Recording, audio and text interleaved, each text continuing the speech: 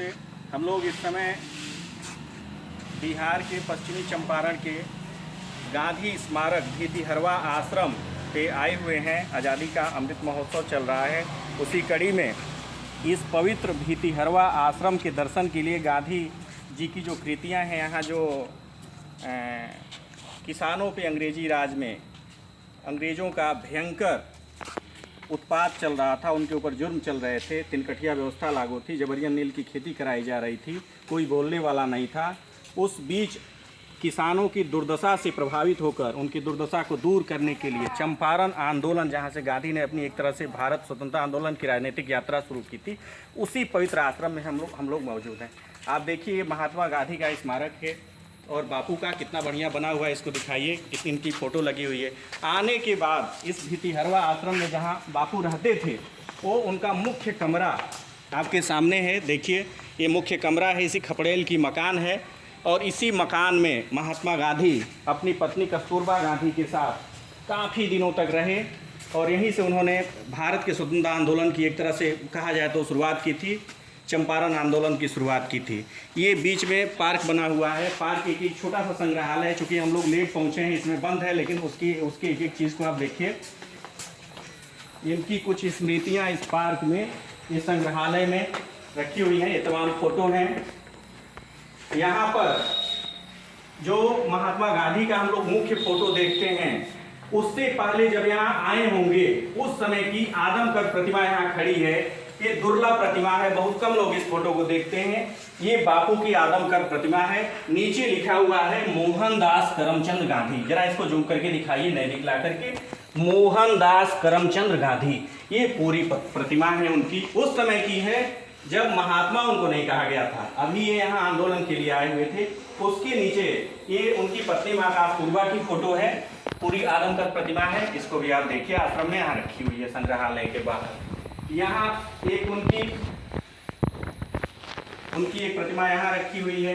तमाम फोटो यहाँ अगल बगल लगे हुए हैं।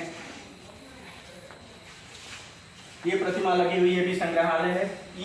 ये आगे आप आ रहे हैं, ये प्रार्थना सभा है बापू की। ये प्रार्थना सभा है जहाँ बैठ करके बापू प्रार्थना किया करते थे। इसी प्रार्थना सभा में बैठ करके लोगों के साथ प्रार्थना करते थे, यहाँ के आंदोलन के बारे में लोगों के अंदर जागरूकता भरते थे। रघुपति राघव, राजा राम जैसे पवित्र शब्द इस संस्थान के काफ़ी दिनों तक महात्मा गांधी के मुँह से गूंजे हुए हैं। देखिए इस जगह को, इस पवित्रता को, इससे आगे बढ़ने पर, इस आश्रम में इसके आगे बढ़ने पर, यहाँ थोड़ी दूरी पर कस्तूरबा जी की प्रतिमा लगी हुई है।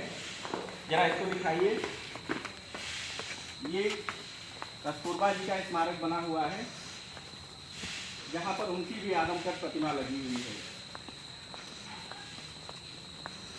इन्होंने यहाँ पर महिलाओं की दुर्दशा को काफ़ी नज़दीक से समझा था और यहाँ आंदोलन में जो यहाँ के एकदम छूटे हुए किसान थे, जिनके ऊपर जुल्म अंग्रेजों के द्वारा किया जा रहा था, उन सारी चीज़ों को महात्मा गांधी के साथ कदम से कदम मिलाकर कस्तूरबा गांधी ने उठाया था।